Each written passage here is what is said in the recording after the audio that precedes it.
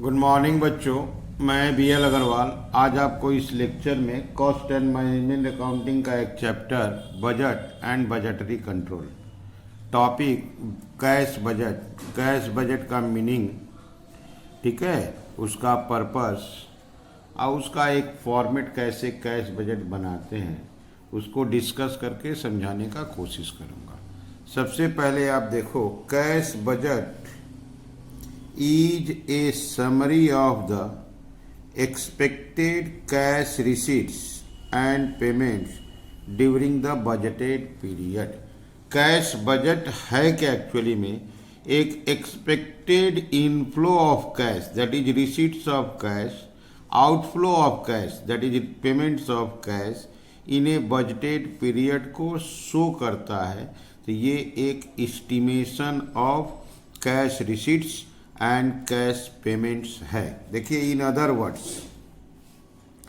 Cash budget shows A detailed estimation of cash inflow, cash outflow and cash balance during a budgeted period. एक budgeted period के अंदर में कितना cash inflow हुआ, receipts हुआ, कितना कैश आउटफ्लो हुआ, पेमेंट हुआ, और क्या बैलेंस बचेगा, इसका एस्टिमेशन को कैश बजट में शो किया जाता है। Cash budget usually monthly basis पे बनता है, मंथ वाइज बनाते हैं, दैट इज से अप्रैल मई जून या जुलाई अगस्त सितंबर या अक्टूबर नवंबर दिसंबर के बेस करके कैश बजट बनाते हैं। किसी भी बिजनेस ऑर्गेनाइजेशन में कैश इंपॉर्टेंट रोल प्ले करता है, इसलिए शॉर्टेज ऑफ कैश या सरप्लस ऑफ कैश ऐसा हो रहा है तो उसको जानना है, उसके हिसाब से बिजनेस का प्लानिंग करना पड़ेगा। अगर सरप्लस होता है तो इन्वेस्टमेंट करना है, शॉर्टेज होता है तो बोरोइंग्स करना है। तो उसके लिए एस्टिमेट करते हैं कि आने वाले मंथ में कितना कैश इनफ्लो होगा, कितना कैश आउटफ्लो होगा और क्या बैलेंस बचने का एक्सपेक्टेशन है, उसका डिटेल्ड एस्टिमेट करते हैं। इसी को बोलते हैं कैश बजट। ओके, ये देखिए, cash budget performs two important function जो आपको बताए थे। देखिए, to ensure sufficient availability of cash, ये इंश्योर करता है कि हम लोग के पास सफिशिएंट कैश बैलेंस है। अगर जरूरत पड़ गया नेसेसरी एक्शन लेंगे जब शॉर्टेज या सरप्लस होगा। शॉर्टेज होने से लोन अरेंज करना नेसेसरी एक्शन होता है, सरप्लस होने से इन्वेस्ट करना नेसेसरी एक्शन में आता है। तो कैश बजट हम लोग को ये इंश्योर करता है कि हमारे पास कैश का अवेलेबिलिटी सफिशिएंट है कि नहीं, और in case of excess investment decision, in case of shortage borrowings arrangement के लिए हम लोग को कैश बजट से इंफॉर्मेशन मिल जाता है। यहाँ देखिए, उस चीज़ को लिखे हैं, based on the surplus or deficit plans for either investing surplus cash, borrowing and raising new capital या loan could be laid down. अगर सरप्लस कैश होता है तो हम लोग प्लान करते हैं इन्वेस्ट कर देने का, और शॉर्टेज होता है तो फर्दर कैपिटल या लोन के थ्रू पैसा अरेंज करना होगा। Therefore cash budget ensures that the business does not run without liquidity problem in future. Cash budget इस चीज को हम लोग को इंश्योर कर देता है कि हमारा business in future liquidity of cash के प्रॉब्लम को फेस नहीं करेगा। ओके, अब देखिए, cash budget serves the following purposes. Cash budget से हम लोग का बहुत सारा पर्पस सोल्व होता है, जैसे it shows the availability of excess funds for short term और लॉन्ग टर्म इन्वेस्टमेंट। ये हम लोग को ये डिस्क्लोज कर देता है कि हमारे पास सरप्लस फंड है जो शॉर्ट टर्म या लॉन्ग टर्म बेसिस पे हम लोग इन्वेस्ट कर सकते हैं। Okay, it helps in planning for redemption of preference share, debenture या अदर्स लोन। अगर बिजनेस में डिवेंचर, प्रिफरेंस शेयर या अदर्स लोन है तो हम लोग को कैश बजट इसके प्लानिंग में, रिडेम्पशन के प्लानिंग में हेल्प करता है। It point out the need of raising additional funds from external sources such as bank loan या इशूज ऑफ सिक्योरिटीज। अगर हम लोग के पास डेफिसिट बैलेंस होता है इन फ्यूचर तो हम लोग प्लानिंग कर सकते हैं, हम लोग को डिवेंचर इशू करना चाहिए, सिक्योरिटी इशू करना चाहिए, किसी न किसी सोर्स से मनी अरेंजमेंट का प्लानिंग के लिए कैश बजट हम लोग को हेल्प करता है। Okay, it indicates cash requirement for a plant expansion program sorry.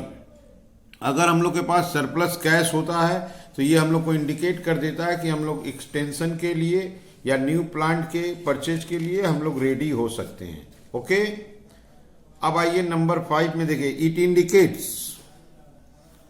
Availability of cash for taking advantage of discount. ये हम लोग को इन्फॉर्म कर देता है कि आने वाले मंथ में हम लोग के पास सरप्लस कैश होगा तो हम लोग क्रेडिटर को अर्ली पेमेंट दे के वहाँ से कुछ न कुछ डिस्काउंट रिसीव कर सकते हैं। तो ये हम लोग को कैश बजट से हेल्प मिलता है कि हमारे पास सरप्लस कैश है, हम क्रेडिटर को अर्ली पेमेंट दे के डिस्काउंट अर्न कर सकते हैं। ठीक है, it shows the availability of excess cash which can be invested in to earn highest possible return. अगर हमारे पास सरप्लस कैश है तो कैश बजट से हम लोग को ये डिस्क्लोज हो जाएगा कि हमारे पास सरप्लस कैश बैलेंस है जिसको हम हाईएस्ट रिटर्न में इन्वेस्ट कर सकते हैं। तो इसका मतलब कैश बजट ओवरऑल अगर बोला जाए तो इन फ्यूचर हमारे कैश पोजीशन को डिस्क्लोज कर देगा। अगर शॉर्टेज ऑफ कैश है तो हम लोग को लोन या फर्दर कैपिटल के लिए प्लानिंग कर लेना होगा, और सरप्लस है तो इन्वेस्टमेंट के लिए प्लानिंग करना होगा। अब आते हैं कैश बजट कैसे बनता है। कैश बजट को में देखिए 4 सेक्शन होता है। कैश बजट में 4 सेक्शन होता है। एक रिसीट्स, पैसा कहाँ से आएगा, तो कैश सेल करेंगे तो पैसा आएगा। कलेक्शन, फ्रॉम डेटर से पैसा आएगा। Sale of fixed assets, sale of fixed assets और इन्वेस्टमेंट से पैसा मिलेगा। क्लियर है। इंटरेस्ट ऑन इन्वेस्टमेंट और अदर इनकम से पैसा मिलेगा। तो हम लोग का एक सेक्शन होता है रिसीट सेक्शन। रिसीट सेक्शन का मतलब बिजनेस में पैसा आया। तो जनरली बिजनेस में इनफ्लो ऑफ कैश, पैसा कहाँ से आएगा, तो इंपॉर्टेंट होता है कैश सेल और कलेक्शन फ्रॉम डेटर। ये मेजर ऑफ प्रॉब्लम में देखने को मिलेगा। अगर हम लोग फिक्स्ड एसेट या इन्वेस्टमेंट बेचते हैं तो वहाँ से पैसा मिलता है। इंटरेस्ट ऑन इन्वेस्टमेंट या कोई अदर इनकम होता है तो वहाँ से पैसा मिलता है। तो ये हम लोग का हो गया रिसीट सेक्शन। दूसरा सेक्शन होता है पेमेंट सेक्शन। तो पेमेंट कैसे होगा, इसी से मिलाइए। कैश परचेज, कैश परचेज करेंगे तो पैसा लगेगा। पेमेंट टू क्रेडिटर, क्रेडिटर को पैसा देना होगा। पेमेंट फॉर एक्सपेंसेस, बहुत सारा expenses like wages, manufacturing expense, office expense, selling and distribution expense, commission, rent etcetera. Payment for expenses में बात होता है कैश एक्सपेंसेस, ऐसा एक्सपेंस जिसके लिए पैसा लगता है, जैसे से रेंट है, वेजेज है, मैन्युफैक्चरिंग है, सेलिंग है, ऑफिस एडमिनिस्ट्रेशन है। ठीक है, आपका इसमें non cash expense like that depreciation, bad debt, provision for bad debt का कोई जगह नहीं है। पेमेंट फॉर एक्सपेंस मैंने ऐसा एक्सपेंस जिसके लिए हम लोग पैसा दिए थे। इसके अलावा purchase of fixed assets, income tax paid, dividend paid. तो अगर किसी के लिए हम लोग पैसा देते हैं तो हम लोग का सेकंड सेक्शन हो जाता है, that section is called payment section. तो पहले पैसा मिलेगा वो रिसीट सेक्शन हुआ, और पैसा देंगे तो वो हम लोग का पेमेंट सेक्शन हुआ। इसके बाद हम लोग का बैलेंस आता है। ओपनिंग कैश में रिसीट्स को अगर जोड़ दिया जाए, अब पेमेंट को माइनस कर दिया जाए, तो result will be closing cash. तो रिजल्ट क्या हो जाएगा, क्लोजिंग कैश हो जाएगा। Opening cash balance plus receipts minus payment करने से रिजल्ट आ जाता है आपका क्लोजिंग कैश बैलेंस। अगर फर्स्ट मंथ का क्लोजिंग कैश निकाल लिया तो ये सेकेंड मंथ का ओपनिंग हो जाएगा। अब फिर यही प्रोसेस चलाएंगे तो सेकेंड मंथ का क्लोजिंग, वो फिर थर्ड का ओपनिंग, और ये प्रोसेस चलता रहेगा। अगर हम लोग का क्लोजिंग बैलेंस ज़्यादा आया, क्लोजिंग बैलेंस ज़्यादा आया तो उसको बोलते हैं एक्सेस। कम आया तो बोलते हैं डिफिशियंसी। एक्सेस या डिफिशियंसी हो तो स्टेप नंबर 4 आ जाता है, जिसको फाइनेंसिंग बोलते हैं। तो 4 कंपोनेंट में एक कंपोनेंट फाइनेंसिंग होता है। अगर एक्सेस आया तो टू मेक इन्वेस्टमेंट, ज़्यादा अर्न करने के लिए हम लोग उसको कहीं ना कहीं इन्वेस्टमेंट कर देंगे, शॉर्ट टर्म बेसिस और लॉन्ग टर्म बेसिस, इस बात को फाइनेंसिंग बोलते हैं। अगर डिफिशियंसी आया तो आपको फर्दर कैपिटल या लोन किसी भी तरीका से उस डिफिशियंसी को मेकअप करने के लिए आपको प्लानिंग कर लेना होगा, और इसी बात को बोलते हैं फाइनेंसिंग। तो ये हो गया आपका कैश बजट। कैश बजट का मतलब हो गया estimation of future cash receipts and cash payments. Cash receipts का मतलब इनफ्लो ऑफ कैश, अब पेमेंट का मतलब outflow of cash. Opening balance में रिसिप्ट्स को प्लस कीजिए, पेमेंट्स को माइनस कीजिए, क्लोजिंग बैलेंस आ जाएगा। क्लोजिंग बैलेंस के हिसाब से फाइनेंसिंग डिसीजन लिया जा सकता है। अगर ज़्यादा बैलेंस आया तो टू मेक इन्वेस्टमेंट, कम बैलेंस आया टू रेज फंड्स। ओके, अब चलिए इसका हम प्रोफॉर्मा की तरफ चलते हैं कि कैश बजट हम लोग बनाएंगे कैसे। ये देखिए आपके सामने एक फॉर्मेट रख दिए से हम एज्यूम कर लेते हैं कि हमको 3 मंथ का कैश बजट बनाना है, अप्रैल, मई, जून। ये एक एजम्पशन ले लिए, स्टेटमेंट ऑफ कैश बजट, ये एक एस्टिमेट कर देते हैं। कैश बजट बनाना है, अब मंथ रख दिए 3, ये हो गया आपका पर्टिकुलर्स। सबसे पहले ओपनिंग कैश बैलेंस। अगर हम लोग अप्रैल का बनाते हैं तो अप्रैल का ओपनिंग कैश बैलेंस क्वेश्चन में दिया रहेगा। इसमें हम लोग ऐड करेंगे रिसीप्ट्स। अब रिसीप्ट्स में कुछ नाम देते हैं, से cash sales, collection from debtor, interest on investment, suppose sale of fixed assets etcetera. तो ऐसे हम लोग कुछ नाम दे दिए, ये रिसीट्स हो गया। अब क्या करेंगे हम लोग, रिसीट्स को प्लस करने का जगह दे देंगे। अब इसके बाद स्टार्ट करेंगे पेमेंट्स। पेमेंट्स में लाते हैं cash purchase, payment to creditor, ठीक है, ये पेमेंट हो गया।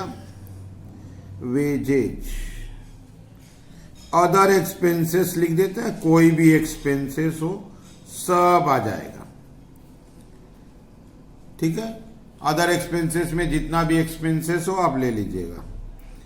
परचेज ऑफ फिक्स्ड एसेट्स, अगर हम लोग कोई फिक्स्ड एसेट्स परचेज करते हैं। इनकम टैक्स पेड, अगर हम लोग से टैक्स दिए लास्ट मंथ में जून में। डिविडेंड पेड, से डिविडेंड हम लोग अप्रैल में दिए हैं, उसके बाद नहीं दिए हैं, कुछ भी हो सकता है, ठीक है। डिवेंचर इंटरेस्ट, से हम लोग डिवेंचर इंटरेस्ट भी जून में दिए हैं। अब ये पेमेंट का हो गया, पेमेंट का। अब उसके बाद यहाँ क्लोज करना है।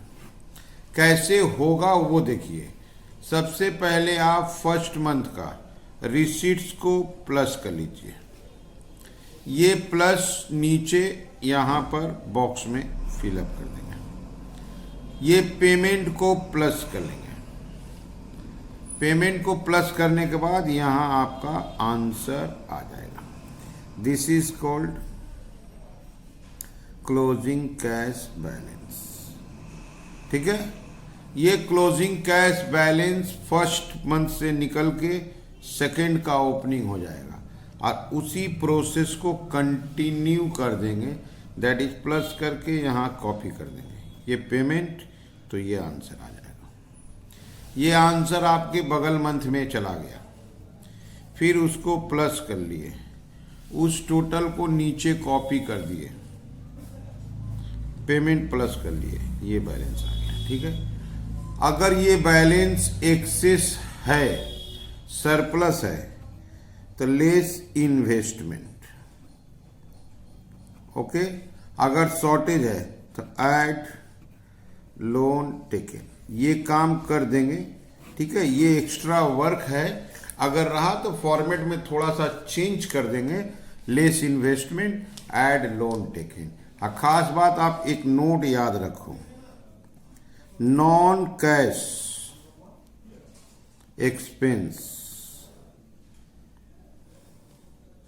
expenses are not item of cash budget, like bad debt, provision for bad debt, depreciation खास कर याद रखिएगा, ये कैश बजट का आइटम्स नहीं है, क्योंकि ये सब नॉन कैश आइटम होता है। ठीक है, तो ये हो गया आपका प्रोफॉर्मा ऑफ कैश बजट। आप किसी भी सम को इसको देखते हुए, फॉलो करते हुए आप बना सकते हो। और किसी सम में अगर वर्किंग रहा तो generally collection from debtor, payment to creditors का वर्किंग होगा, जो हमारा अलग पार्ट है, अलग part, that is part number 2, 3 and so on. अगर आप उसको देखो तो उसमें आपको प्रॉब्लम सॉल्यूशन के साथ कलेक्शन पेमेंट का आपको वर्किंग देखने को मिल जाएगा। ठीक है, ये हमारा सिर्फ इंट्रोडक्शन, थ्योरेटिकल और फॉर्मेट का पार्ट है, पार्ट 1। इसके बाद आप सॉल्यूशन का पार्ट देखो, जिसमें सारा डिटेल्स मिल जाएगा। ठीक है, ओके, थैंक यू, बाय।